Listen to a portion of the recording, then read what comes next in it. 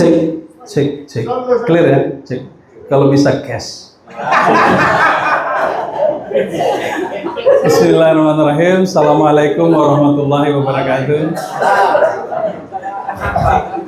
Yang kami hormati Ketua Umum kita, Bang Semar Mardiansa, Bapak Sekjen kita, Bang Satria, Abang Bendum kita, Bang Jiher, dan ini sudah langsung mikir, ini siapa yang kira-kira selevel ketum, Sekjen dan Bendum ada dannya.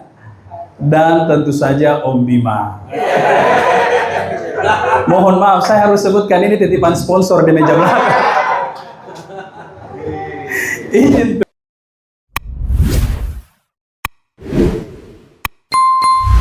Izin tuh. Ini karena rupanya kami diskusi Om Bim ini fenomena. Kalau kita buka SK, kita lihat level di atas kabit, namanya tidak terlihat, tapi selalu terlibat.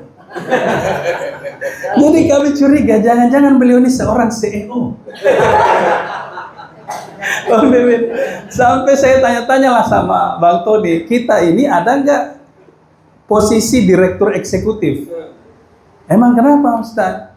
Saya penasaran Om Bim ini fenomena apa di Rampai Nusantara ini? Sampai tadi secara khusus peci-nya putih sendiri, berbeda dengan kata beliau, oh kita nggak punya direktur eksekutif, tapi secara tidak tertulis ada Om Bim itu, namanya direktur eksekusi. Jadi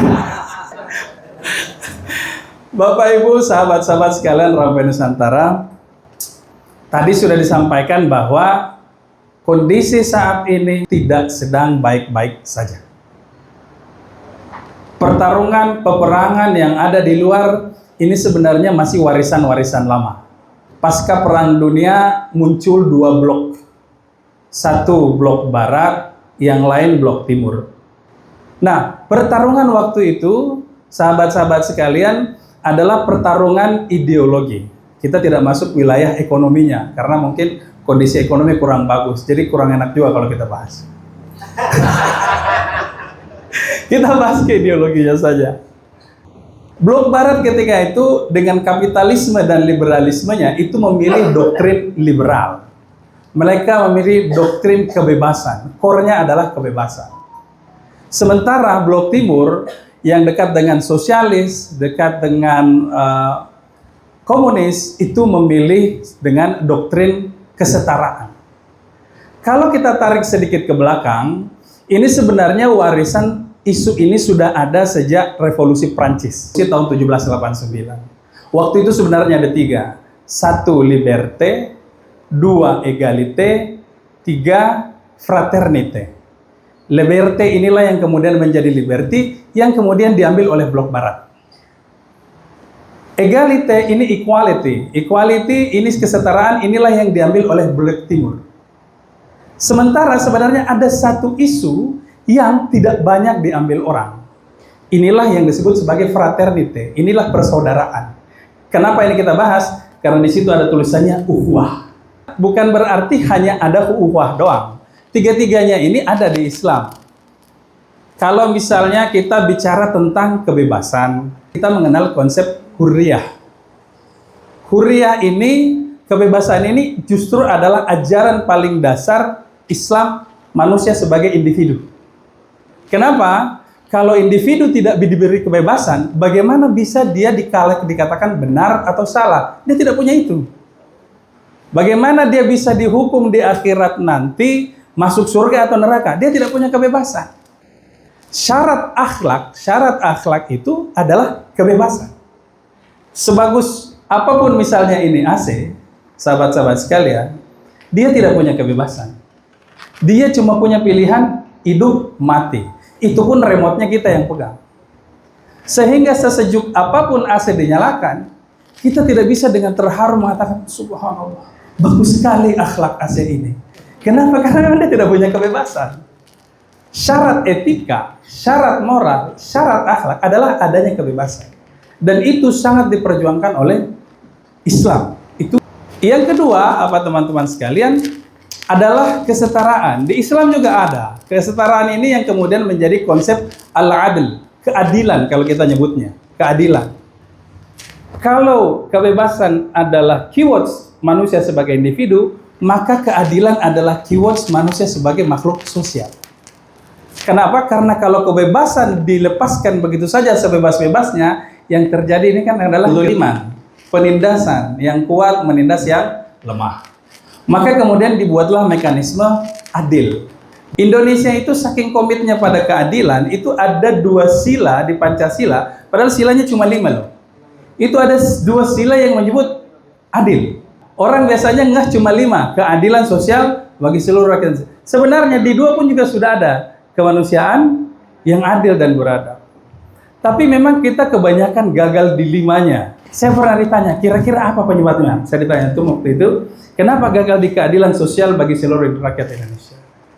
Kata saya, karena kurang memperhatikan satu kata di situ. Kita menganggap itu kalimatnya keadilan sosial seluruh rakyat Indonesia. Padahal di situ ada kata bagi. Jadi problem kita ini adalah kurang dibagi barang itu. Jadi isu kita ini bukan persoalan peningkatan, pengembangan saja, tapi pemerataan, kawan-kawan. Semoga semua merasakan.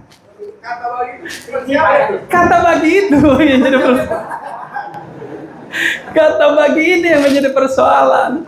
Karena kalaupun meningkat tapi di satu tempat numpuk, terjadi kesenjangan. Coba dibagi barang itu kan, everybody happy. Papa bendung. Nah, ini problem keadilan kita. Ini problem keadilan kita ya. Sangat serius itu. Keadilan distributif, distribusinya yang kurang. Insya Allah Rampai Nusantara siap mendistribusikan di beberapa provinsi dan kabupaten kota. Nah, yang terakhir tentu saja adalah ukhuwah. Ukhuwah inilah yang kuncinya. Jadi membaca ukhuwah itu kurang lebih begini. Kalau kebebasan ini fokus pada individu, kemudian keadilan ini ada pada sosial, ukhuwah atau persaudaraan, bagaimana sosial ini pada hakikatnya satu. Inilah yang disebut sebagai persaudaraan. Dikatakan bahwa innamal mu'minuna ikhwatun. Kita semuanya adalah saudara. Nah, sedihnya kita adalah melihat konflik yang terjadi di Timur Tengah. Kita terpecah juga karena melihat ini persoalan Syiah, Sunni, dan yang lain-lain. Padahal itu persoalan klasik yang banyak disalahpahami. Banyak yang saya kadang sedih karena bilang, loh, mereka itu Syiah. Syiah itu pertama benci sahabat, kedua Al-Qur'annya beda, ketiga bukan bagian dari Islam. Oke, orang-orang semacam itu di Syiah ada, tapi tidak semua, itu ekstremisnya. Di Sunni ekstremisnya juga ada. Di Sunni ekstremisnya juga ada. Tetapi kalau kita mau katakan mereka Qur'annya beda, buktinya MTQ internasional itu diadakan di Iran tiap tahun itu sama aja tuh Qur'annya. Dan luar biasa Korea di sananya itu. Kemudian yang kedua, kalau kita katakan Islamnya berbeda, buktinya mereka boleh tuh naik haji. Apa ibadah hajinya juga sama persis dengan kita, nggak ada bedanya. Sehingga kalau mau dikatakan mereka saudara, mereka juga adalah saudara kita. Inilah yang menjadi persoalan kita karena kita diajarkan sebenarnya lemah lembutlah kepada saudaramu dan tegaslah kepada yang zalim. Yang terjadi sebaliknya, lembut kepada yang zalim, tegas kepada saudara. Yang Sunni dibilang Syiah itu haram, yang Syiah juga kemudian membenci sahabat, padahal itu sama sekali tidak demikian. Yang kedua, Bapak Ibu teman-teman sekalian, rupanya ukhuwah itu konsepnya bukan cuma seagama doang. Ini yang perlu kita ingat.